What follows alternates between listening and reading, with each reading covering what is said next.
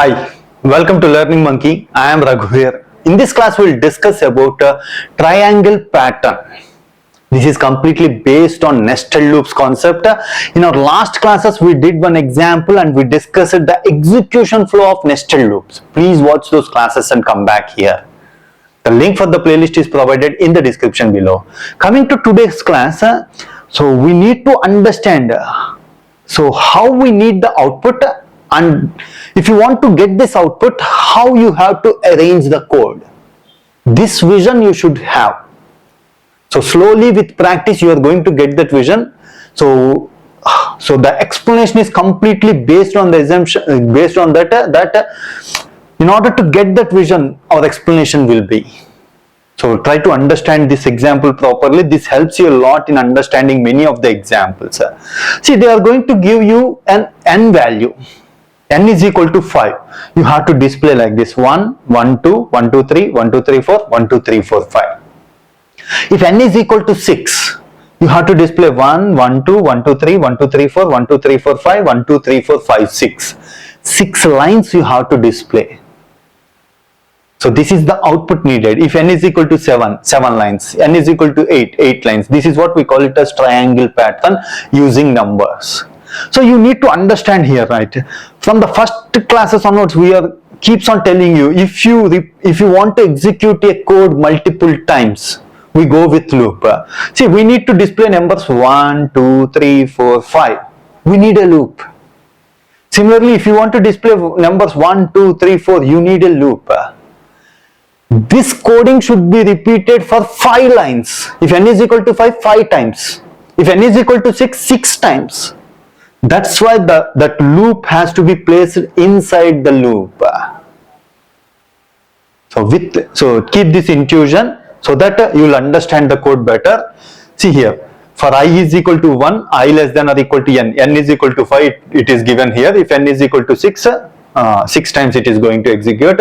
I is equal to 1, I less than or equal to n, I plus plus. How many times this loop is going to be executed? 5 times.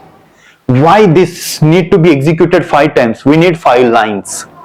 So the purpose we are using this loop is to go for multiple lines. How many lines we needed? N lines. So n times.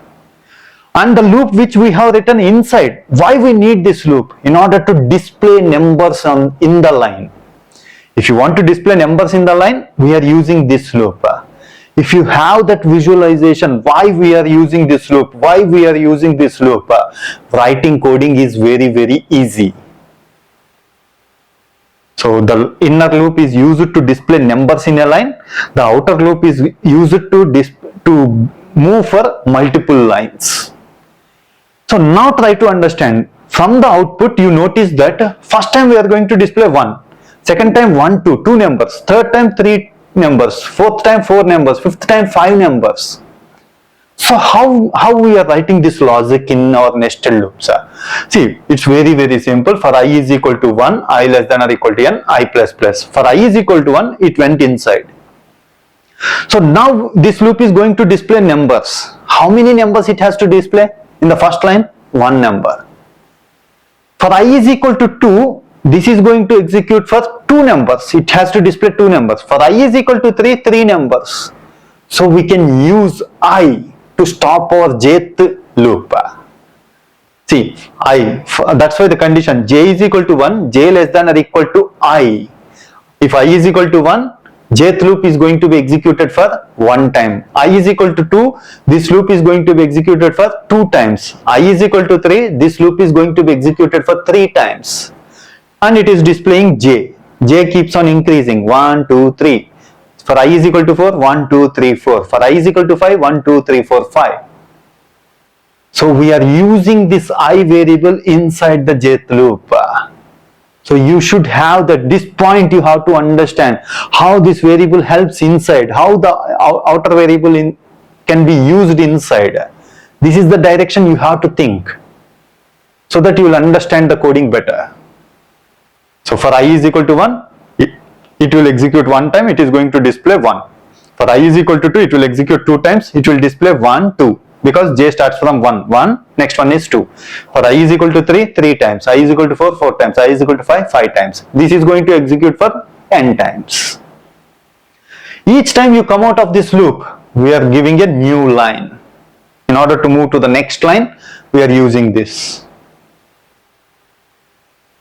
So this is how we need to write the conditions. Hope you understand this example.